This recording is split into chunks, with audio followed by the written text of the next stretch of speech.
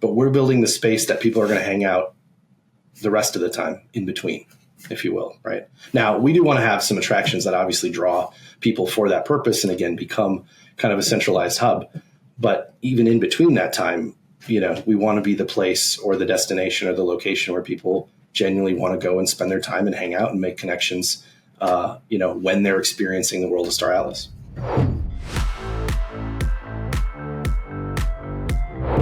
Hello, and welcome to yet another episode of the Solfate podcast, where we chat with founders and builders in the Solana ecosystem.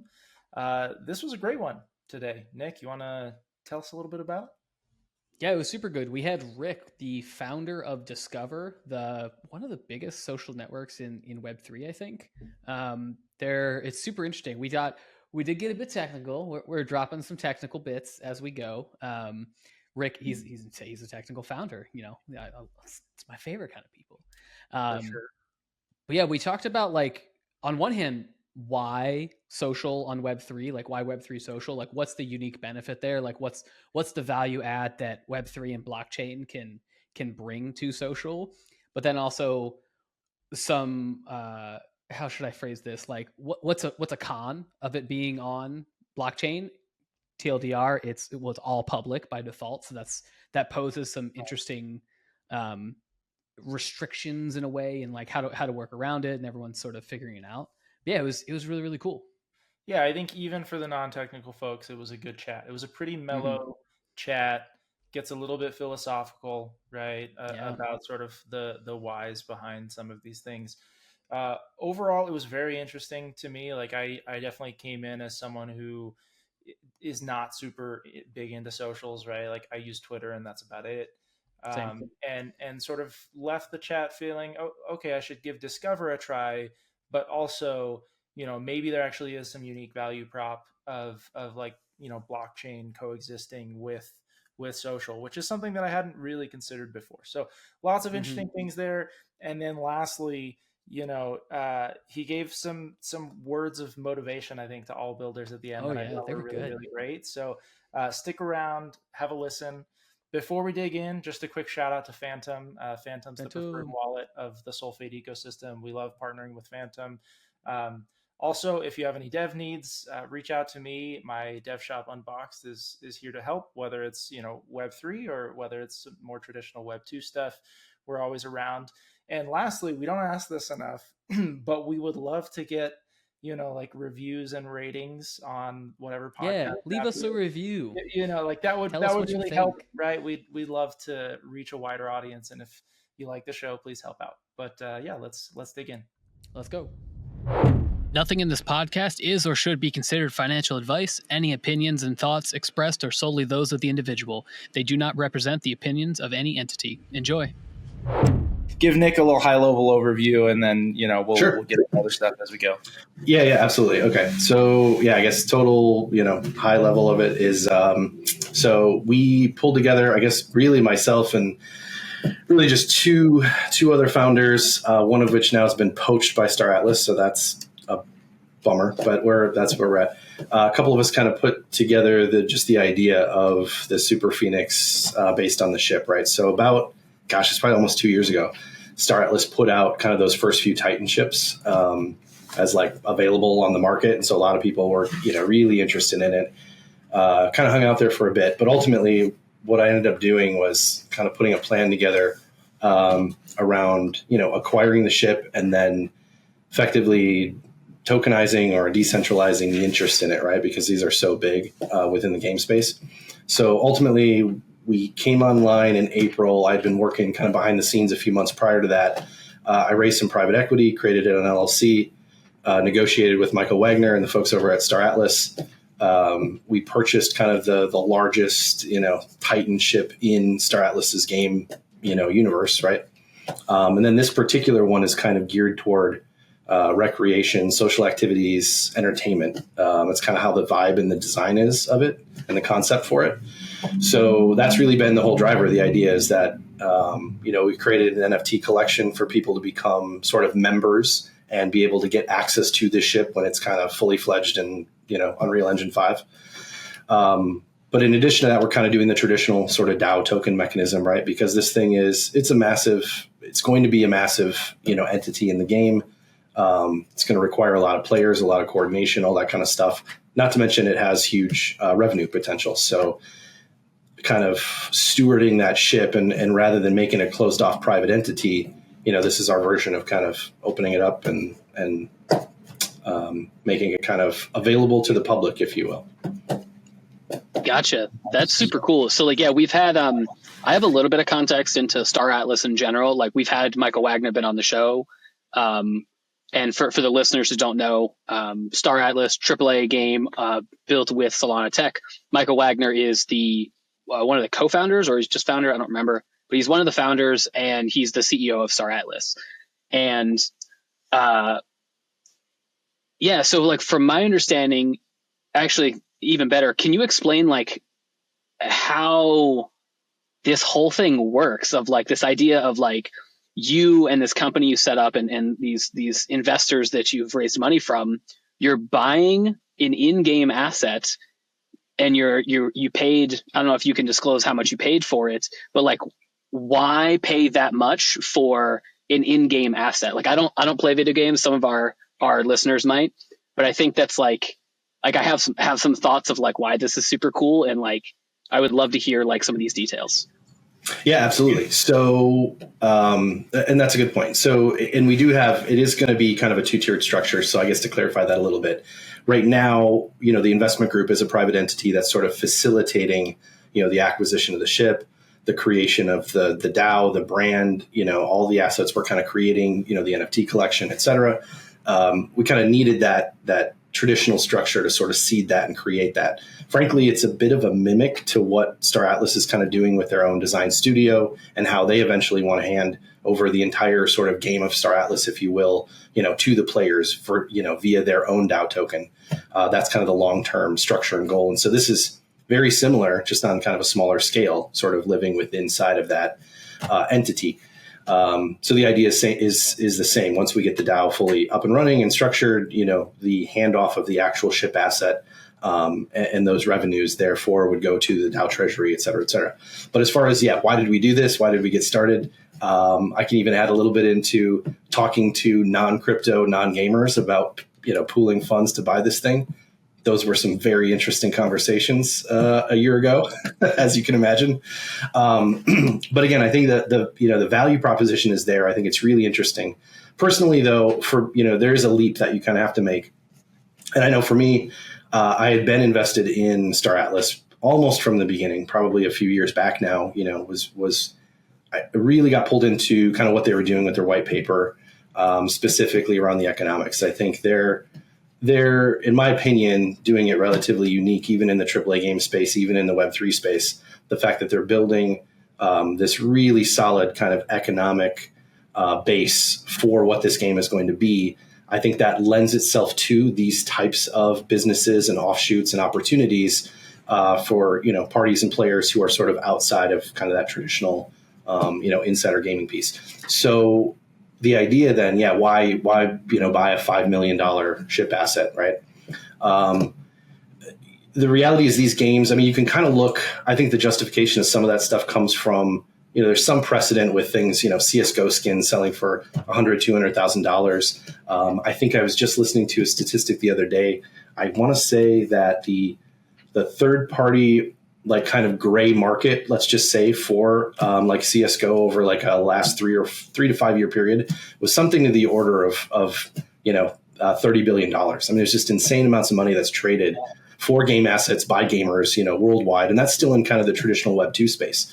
So there, and again, that's different than one ship, a big price tag. But the fact that they're building the economics to kind of support this whole idea of these economic game loops and how the value is accrued through the whole ship system, through the player system, through the play to earn type of mentality.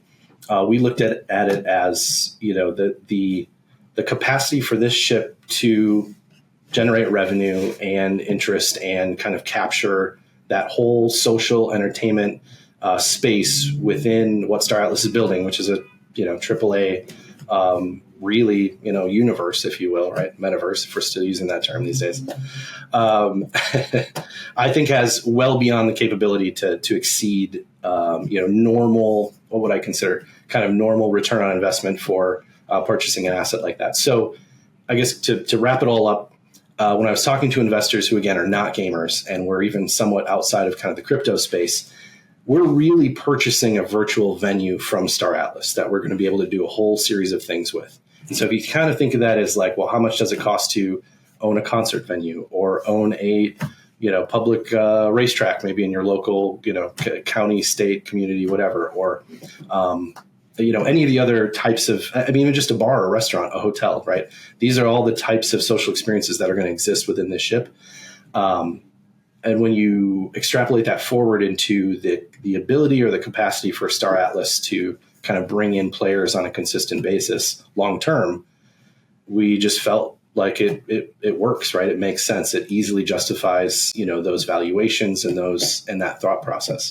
And I've got a lot of comps on, different comparable size venues and how we want to project that going forward. But hey there, it's Nick. Quick intermission on the episode. If you're enjoying this episode, drop us a review in whatever podcast app you're already listening to, Spotify, Apple Podcasts, YouTube. It would really, really help us out. We're trying to grow the show, trying to spread the good word of Solana and all the cool things and builders that are here in the ecosystem. And speaking of YouTube, if you're watching on YouTube, we publish all of our episodes there. Don't forget to subscribe. It really helps us out too. And let's go ahead and get back to the episode.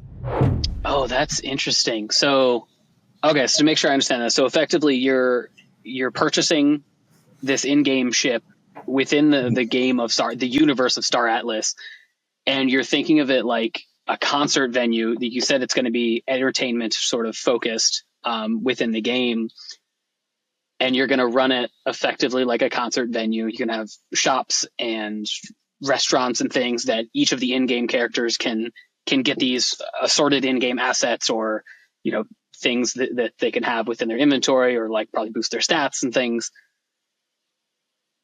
That is wild. Nick is that's super cool. No, I appreciate it. Yeah.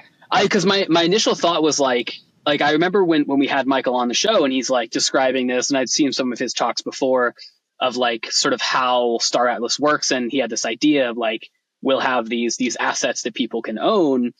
And in my mind, I'm just like, oh, okay, an asset that players can own. It's like a skin or their weapon or their players' their characters like assorted inventory things. But being able to quite literally own the playing field within the game effectively, where the owner of that playing field, much like a concert venue, you can basically control the entire experience and you can tailor the experience for whatever niche things you want to do. That is incredible. Yep. It may be a little cliche, but it is kind of like the beginning of Ready Player One, right? Where it's like you've got this metaverse, and then you sort of have like properties within that various entities control and obviously get profits from and that sort of thing, which makes a lot of sense because to your point, Craig, there already is massive sort of economic redistribution amongst players and like trading of various game assets and that sort of thing. I think a lot of the pushback on integrating Web3 with games is like, well, hold on, we already have commerce in games. But, I think that's similar to the pushback of like, oh, we already have a working financial system in the US. But that doesn't mean we can't make it better. That doesn't mean we can't remove barriers, improve capital efficiency, shift the distribution of earnings a little bit away from centralized entities and a little bit more toward, decentralized distribution back to those who facilitate it. There will always be centralized entities that like take some amount somewhere. That's inevitable. But I think like Web3 allows us to maybe redistribute things a little bit more based on actual contribution, right? Mm-hmm. Is kind of how I see it. Yeah. And I don't want to, there is a gameplay aspect to it, of course, too. And so for folks who are maybe more akin to, are in the Star Atlas economy or in the Web3 gaming space, they definitely look at what we're doing and say, oh, that's cool. It's a huge ship. It's got a bunch of earning potential in game in a play to earn, environment, which is true. And it does have, even as far as this game will go, these few Titan ships, if you will, have massively outsized influence in the game as well. And the game's going to have all kinds of layers of strategy and politics. And, there's going to be gaming groups and guilds and teams and all these things. And so that's another component of this, right? So being a partial member, being a partial owner, having a say in not just having a share of maybe, say, revenue and ability to participate in the social entertainment side, which is what we are, focusing on. There's still a gameplay aspect. The ship still lives in this universe and has a pretty outsized, disproportionate influence. And so being able to also influence that in some way. And there's also, revenue models for that too. Again, there are people who are playing Star Atlas now, even in its pretty early phases, that are earning, right, with some of these large ships. And so that component still exists too. But I would argue, and I have, begun to kind of pivot this message and made this argument to folks who also need a little bit more, need me to help them connect the dots, if you will. And that is the idea with kind of this social entertainment space and what that can become, not just from a revenue perspective, but just a general, user acquisition, kind of creating sort of these social hubs and experiences that people want to participate in. And ultimately, our goal is to become a destination within Star Atlas, right? Because, and I've said this a couple of times, Star Atlas is building the game, right? They're building the game loops, they're building the environment, they're building the universe, they're building the ship, right? For us. And that's great. And that's going to, that's why players come. They want to play the game. They want to be a part of it, all those things. But as most of us know, there's a huge social component to gaming in general, not just Web3. And there's a whole lot of time spent where people just hang out in games, right? They're not maybe on mission or, completely focused, or they don't have their, crew together to go accomplish whatever that particular goal is. There's a lot of time just spent hanging out and socializing. And so, we feel like Star Atlas is building that game and those game loops, but we're building the space that people are going to hang out the rest of the time in between, if you will, right? Now, we do want to have some attractions that obviously draw people for that purpose and, again, become kind of a centralized hub. But even in between that time, we want to be the place or the destination or the location where people genuinely want to go and spend their time and hang out and make connections, when they're experiencing the world of Star Atlas. That's cool. What level of, like, for lack of better phrasing, like customization and control does Super Phoenix DAO have over the ship itself? Because, like, in my mind, it's in the typical Web2 game studio, it's they design everything from the ground up. They put all the nooks and crannies and they decorate the interior and all that kind of stuff. They place the NPCs scattered throughout. Some NPCs are more useful than others. You put a shop here, but this person is a random conversation that just repeats 4 sentences on a loop for eternity. What level of control and what level of input does Super Phoenix DAO have into the ship itself? Sure. No, that's a great question. To be completely honest, it's a little fluid. So obviously Star Atlas has their vision, their concepts, their ideas. Now, obviously, we're on board with the majority of that because that's what drew us to it in the first place. And the fact that it is very, there's only a few Titan ships in the game, and they all have very unique kind of designs and features for that reason, right? They're kind of designed in different purposes. And this one is by far the most, you want to call it recreational type of vibe, right? And has all of those kind of spaces intended to be within it. Now, as far as the details, like what are the size of these spaces, where they're going to be located, kind of how that design element fits into it. I've had very preliminary discussions with some of the folks over at the team. And because we're so early on, we will absolutely have, the ability to kind of provide some guidance or some influence or, help target maybe a mutual goal, right? So if there's something we're trying to achieve, let's say a certain space or a certain area, the team has been extremely, receptive to those things, which is great. And so I think we will have input into kind of how the final product turns out, even though it still needs to kind of fit within the, the larger vision and kind of the theme of it. And to be honest, one of the great experiences of Breakpoint recently, which I was able to be at, and we kind of had a booth, for the brand, which was cool. But being there with Star Atlas and the whole team, I got to personally meet, for the first time face to face, both, Danny Floyd, who's one of the other co-founders and kind of charge of that vision. And then, also Gary Sanchez, phenomenal artist, was kind of in charge of, he's the director of kind of all of the ship design for the game. And so I was able to have some really great conversations with them. And afterward, he was able to shoot me some of the behind the scenes, kind of ideas, vision boards, and some of those cool things. So, having some of those channels open this early, I think has been very cool. And we're kind of looking forward to what we can build out. Nice. Super. I'm curious, what is the timeline on the game right now? Yeah, I was that's a good question.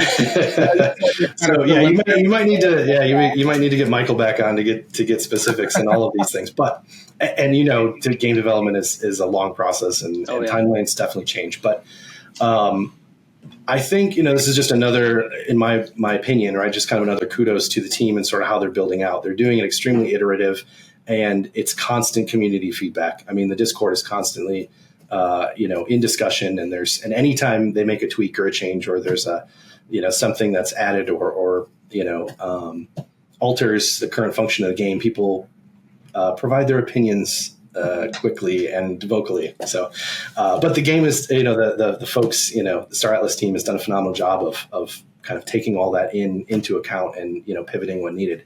So, I guess with that, what I'm saying is they do have some upcoming modules which they're going to begin to release and kind of iterate on. I know a few they premiered sort of at Breakpoint, right, during the kind of Star Atlas Impact Summit, which was their own side event there. Was coming up with they're kind of doing a whole command sort of feature where it's going to be a bit more top down, and they're kind of building out sort of that web version, which is very cool because they get to build out a lot of the architecture and some of the game loops and things on the back end and how that implements to the blockchain, which is nice, but also gives it a really great kind of graphical update. Alongside of, they're still building in parallel kind of the true fully immersed, UE5 game, where I believe the racing module is kind of the next one sort of on the docket to come out. So I believe it's going to kind of be coming out in these phases, right? And they'll add additional components, they'll add complexity, they'll add, economic game loops as we go. But as far as we're concerned, kind of, let's say, full end game state where the Super Phoenix ship is completely built out, functional, and able to traverse the universe, if you will, we're easily a few years out from that. Now, I think there's ways, we've had some discussions, there's ways to get some of what we need for our community a little bit sooner, right? A little bit earlier. There's ways to do maybe certain instances within the ship that we'll be able to kind of utilize and get players into at some point. That would be functional, let's say, ahead of the full, three-dimensional ship design and kind of accessibility.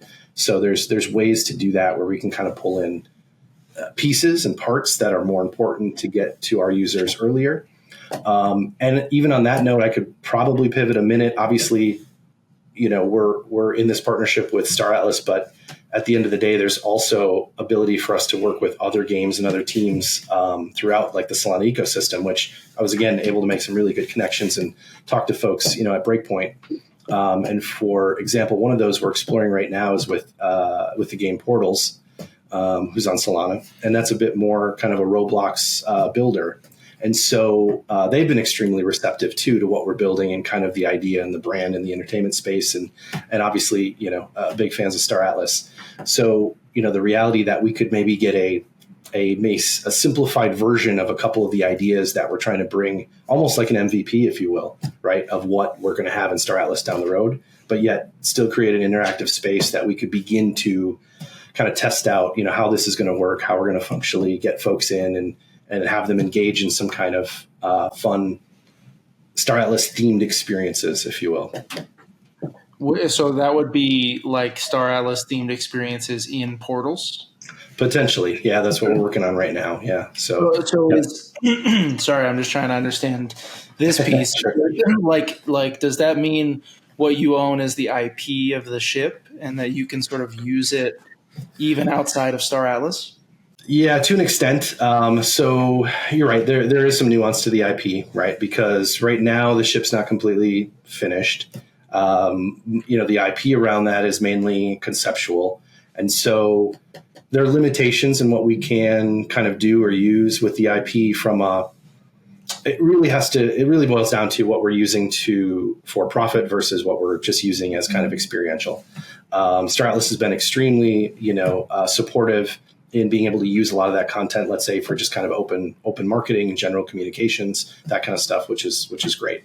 And they're very open. They're very open source in general, right? The whole idea of it. I mean, they're creating, SDKs that developers can use to kind of build additional components into, that can function, reviewing all these transactions, blockchain, and kind of create their own tools for the game, which has been cool. And so we're looking for kind of the same idea to stay within, terms of service with the IP. So we're not out there profiting on direct Star Atlas IP, right? There's some obviously restrictions there. But when we're talking about just kind of creating some of these general experiences, and ultimately, again, there's still some details to work through, so it's not promised by any means. But and this is probably some alpha here. We haven't even officially announced publicly, right? But what we're working to do is create some dual kind of composability, if you will, for specific Star Atlas assets that could then be transferable and available in some version in portals, right? So you own, let's say you own a speed bike in Star Atlas, you hop over to portals in our portal space, and now you've got a version of that you can mess around with in portals, right? Gotcha. That's cool. Yeah, this is where the blockchain shines, especially Solana, like where you have the ability to have this true composability across these completely different ecosystems. Basically, if you have that shared underlying tech, that this shared networking layer of the Solana blockchain, you can actually facilitate these experiences for the players in the games. And even outside of games, like, I've been thinking a lot about payments and things like that recently, loyalty programs kind of stuff. And you can also imagine, like, maybe if there's people at a store in person, maybe the next breakpoint, there's another Star Atlas booth. If you are a member of Super Phoenix DAO and you have your NFT that represents your membership, you can claim limited edition merch or things like that in person, or online shopping of physical products that you can get actually shipped to your house, and you can have a digital representation of it in the game too. Like it's the ultimate dream of composability. Mm-hmm. I agree. It's very exciting, and I've talked to a few folks about it, and the same thing. Everyone is quite interested to see if we can, kind of get this to go. And I agree with you. That is, in my opinion, that's one of the huge, the big concepts and kind of ideas behind, building all these different things using the composability of Solana. And I understand why it really hasn't come to fruition yet, right? Many of the games are pretty early on, and not just games, but projects in general. And it's not that they may be against it one way or another, but, communities are still in the process of kind of curating their own content, right? And still building out their own platforms. So there's just not, really time or resources available to start building your own stuff in, let's say, someone else's platform, right? We're just not there yet.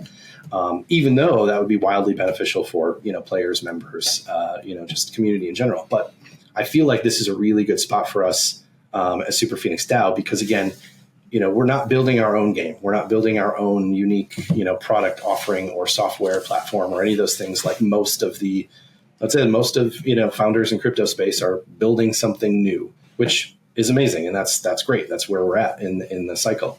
But I think and in some ways that often can feel like a weakness, right? We're sort of piggybacking, or we're working, we're using the opportunity that Star Atlas is kind of providing to build this out, which I think is going to be, going to work out phenomenally well. But the fact that now we can start to look at being that bridge between ecosystems, between communities, and both are on board, because it's really a win-win when you talk about communities that are relatively separate from one another, maybe are aware of each other but don't really cross play as much right now, or those kind of things. Creating these kind of simple integrations start to bridge that interest, right, between folks, and obviously we're looking to do the same thing and reach out to, even some of the popular NFT communities, right, the Mad Lads and the folks like that, who we know they're aware of all these different things, and some of their members are participants of these other communities, but creating an actual bond, right, a functional bond between, you own an asset over here, now it's represented this way over here. I think everyone's really on board with that. There's just not a lot of incentive for the individual, game companies to do it right now. So for us, I think it's a cool opportunity. We can hop in, kind of help facilitate some of those things. Obviously, work it into kind of our brand and messaging while creating some of these experiential things that we ultimately want our organization to be about anyway. Yeah, it makes a lot of sense, like becoming effectively the connective tissue between these different potentially isolated ecosystems where because of the common base chain of Solana, you can have like Super Phoenix DAO or other organizations can be the connective tissue. And like you said, it's kind of like in a way you are helping to incentivize these two different organizations, in this case, Star Atlas and Portals, to like help actually connect your liaisoning between them, I'm sure, and like convincing them. And like that seems like it does feel like that is one of the missing pieces in a lot of these composability plays, where because there's not necessarily the most benefit right now to do it, like everyone seems to have the same idea of like, this would be really nice if we had this connective tissue and this cross functionality in these different worlds, but it's dedicating the time and resources to get there. But when you have something like Super Phoenix DAO, you can keep pushing them towards it closer and closer. So yeah, I love it. It's really cool. I was gonna say, like, we've talked quite a bit about sort of the future of Super Phoenix DAO, right? Like the in-game asset that you're trying to create, the experiences that you're going to make, along with Star Atlas, and this conversation we're having right now about connecting ecosystems, I feel like is kind of bringing it back to the now, because we are talking about experiences that Super Phoenix DAO is already creating.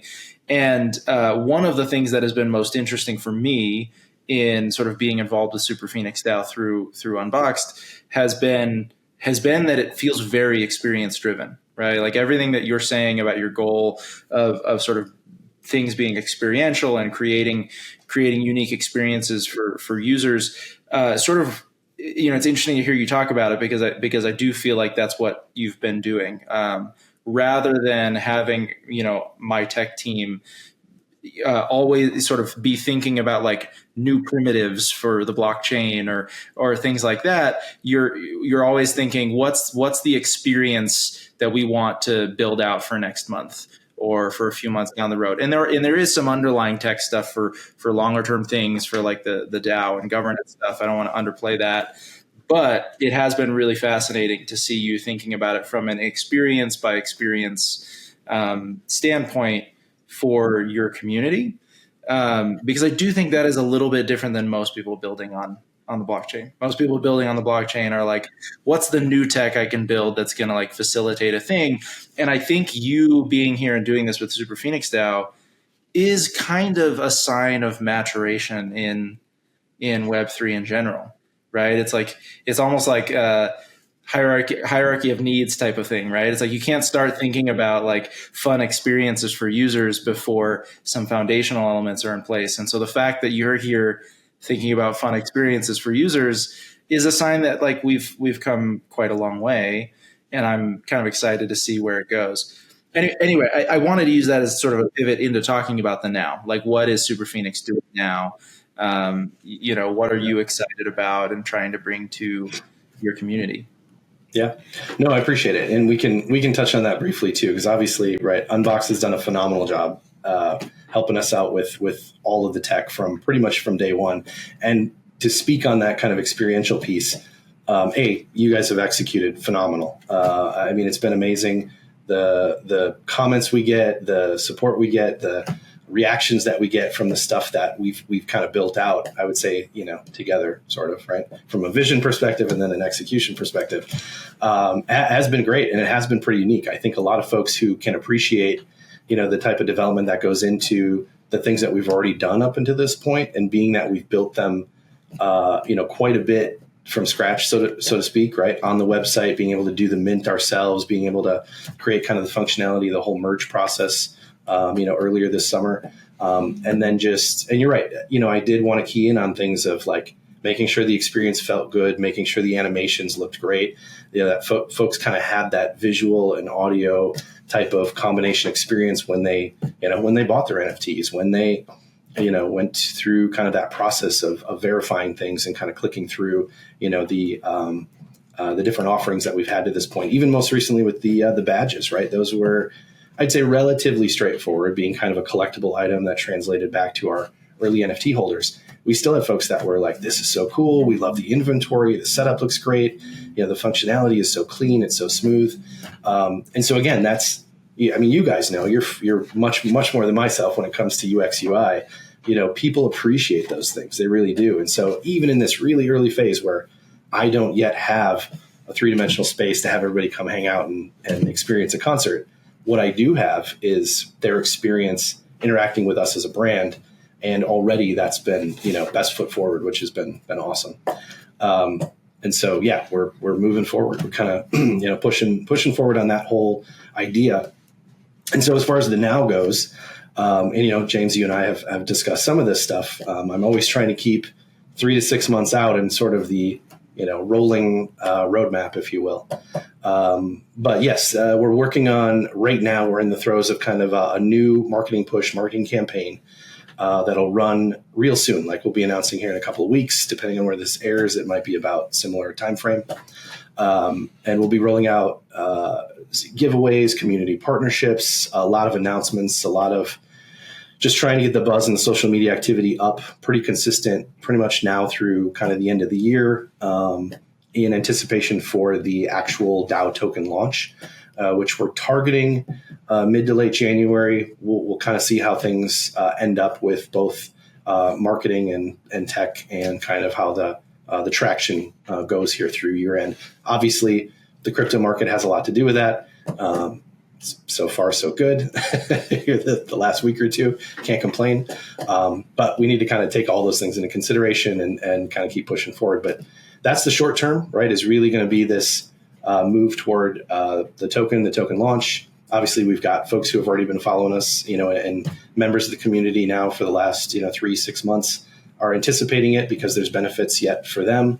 And then folks who are just discovering us now, which is, I would say, just about every time I do, podcast and interview, spaces, whatever, we get, a handful of new people that just haven't heard of us yet or seen what we're up to, which is to be expected, right? It's early.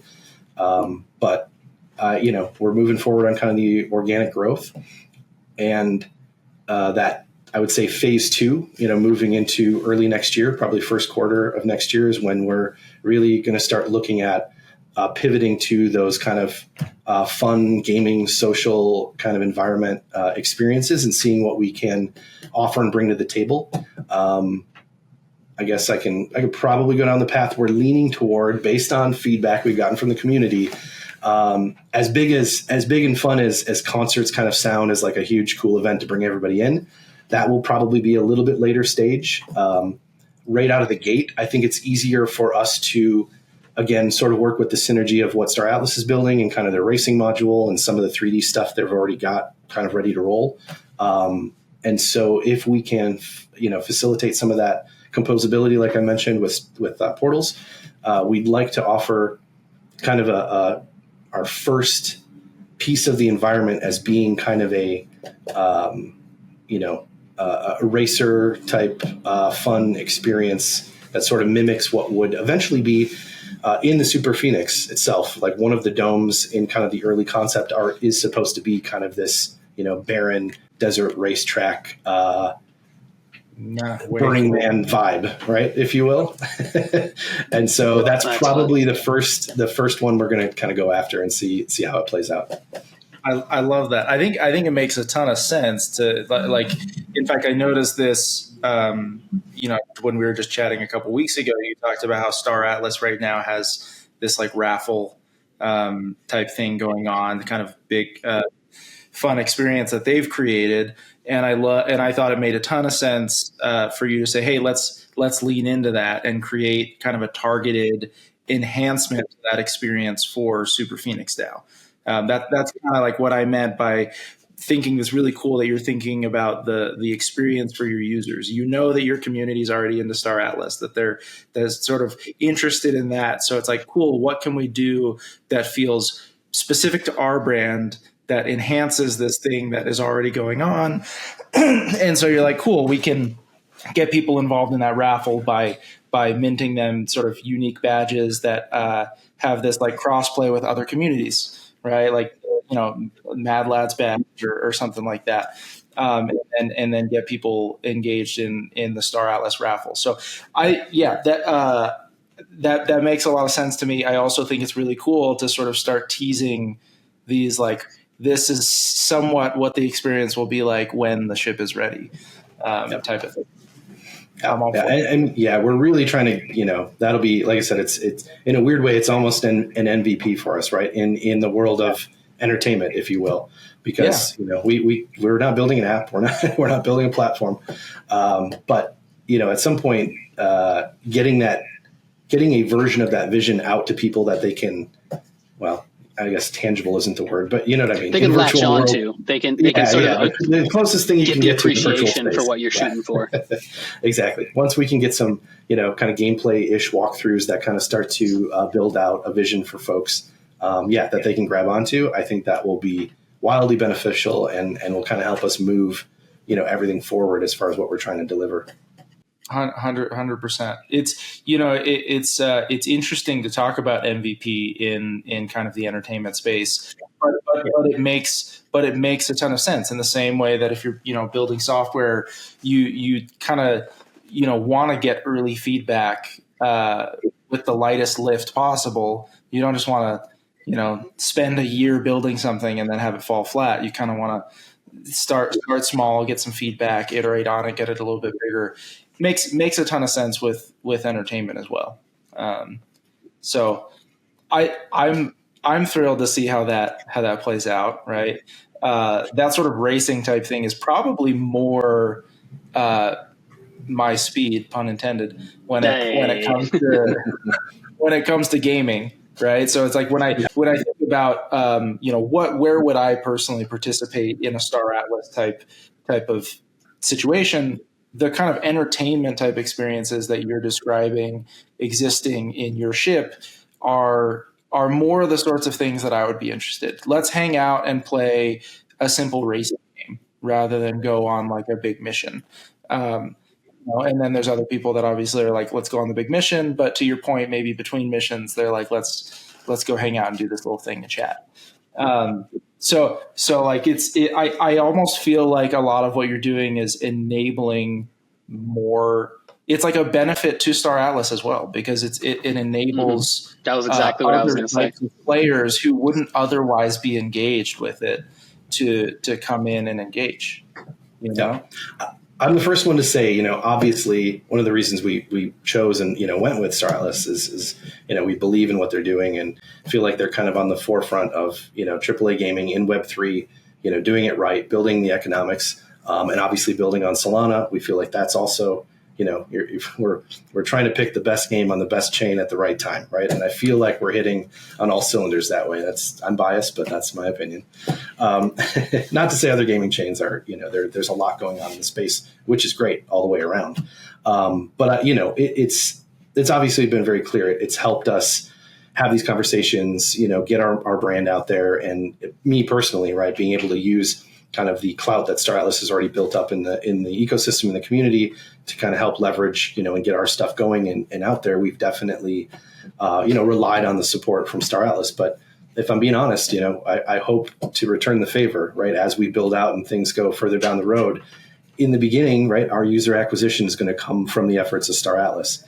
But once we start to achieve, what we're going after, I fully believe that we'll be able to kind of repay that in spades, right? As in being able to create our experiences that draw people who are maybe not even familiar with Star Atlas, but want to experience what we're offering, and then just by association, make their way to the game or to the offering.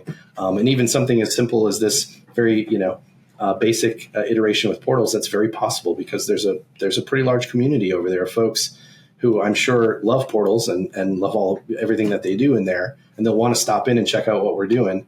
And a few of them will get interested and by, just by way of association, we'll go check out, what Star Atlas is up to, and vice versa. As soon as we post anything about being able to have some of that composability, I'm sure a lot of our members who are Star Atlas folk and maybe aren't aware of portals are going to come check it out, right? So you start to build these connections, and again, we hope to be one of those catalysts, that kind of augments what Star Atlas is ultimately doing.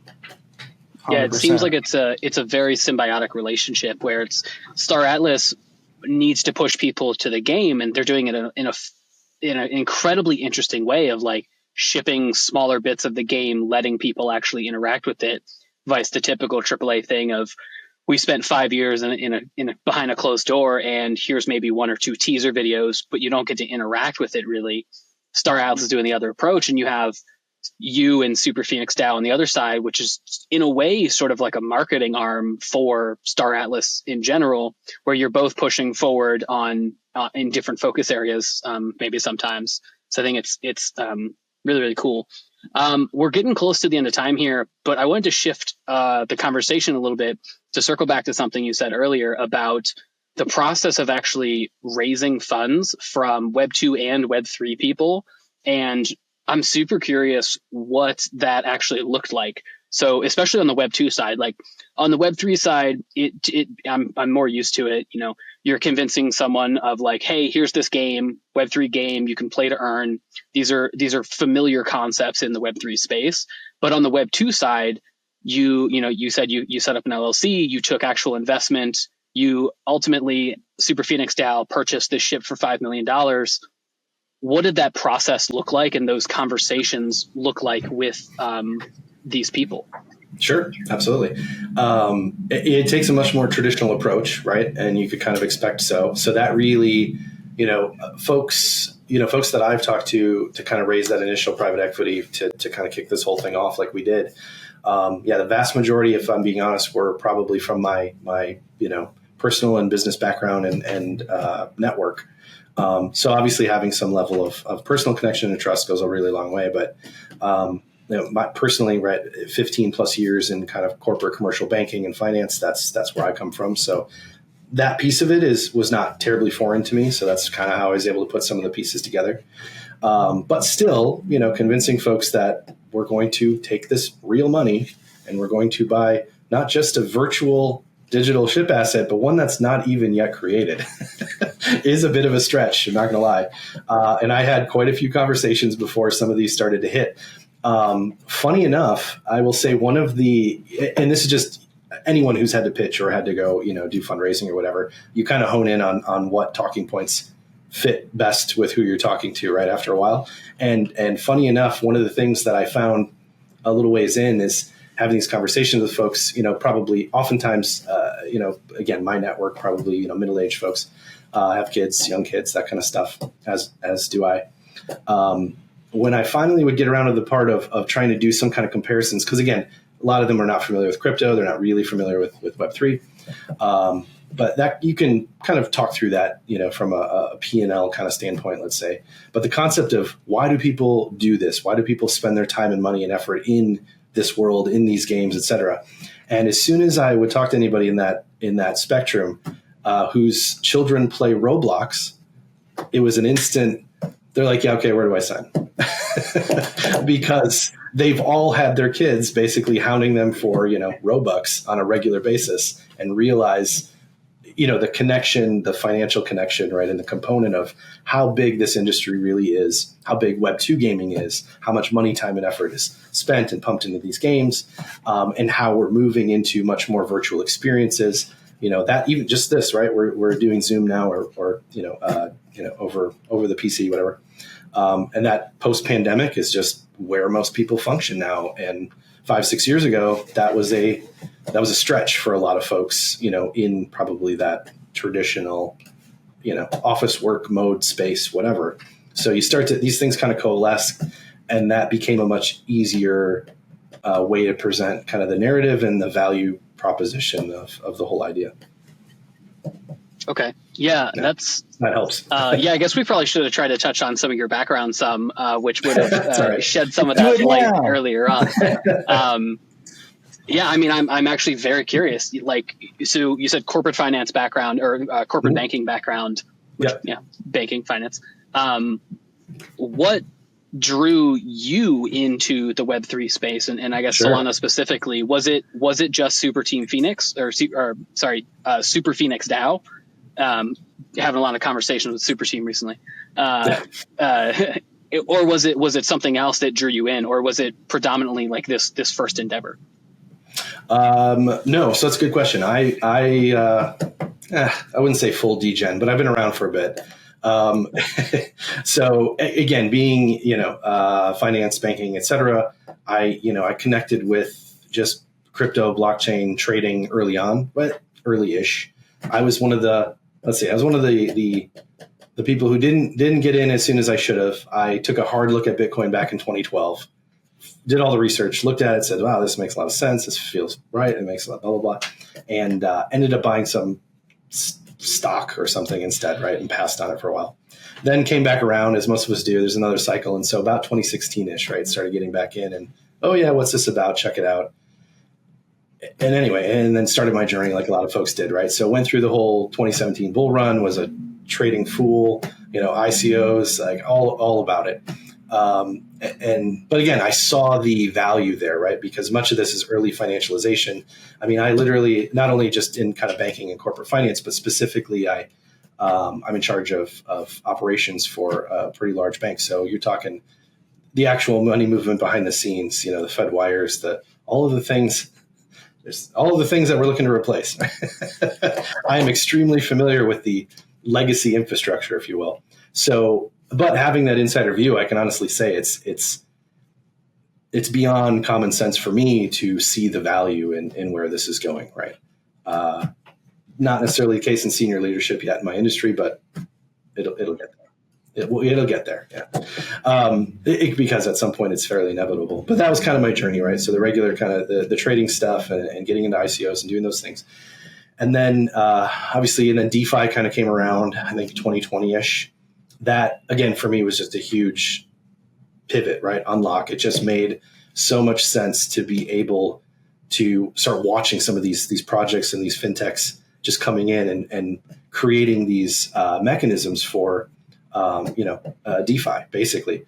And again, when you literally work in the world of watching people, helping people transact money, globally, internationally, at large scales, at large volumes, and how unbelievably fee intensive and time intensive it is. Meanwhile, I send James a payment in USDC and it takes about, half a second.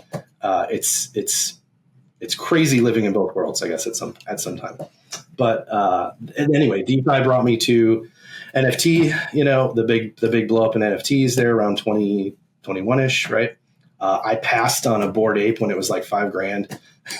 I remember, that was that phase. So I started going down the NFT rabbit hole and kind of looking into what that whole implementation was. I'm a huge proponent of at least putting a little bit of money in, kind of skin in the game, if you will, because it's how I learn how these things work always. And it's been, even if it doesn't work out financially, it's always worked out incredibly well from just an understanding conceptual point of view, right? Of digging in, figuring out the private keys and how to move this money and how to, interact with these apps. And so anyway, through all of that, the NFT game basically brought me to Star Atlas. So that's kind of how that whole process or kind of machination worked when they were first putting the white paper out and kind of announcing the game. And then it was this combination of, okay, we've got NFTs. And that was kind of, everyone's doing PFPs back then. And it was just, that's what NFTs were. You could argue maybe there's more depth now to NFTs, but that idea combined with kind of the underlying economics that they were looking to build, which resonates pretty well. And then the idea that gaming really being, in my opinion, one of those huge onboards or kind of tip of the spear, if you will.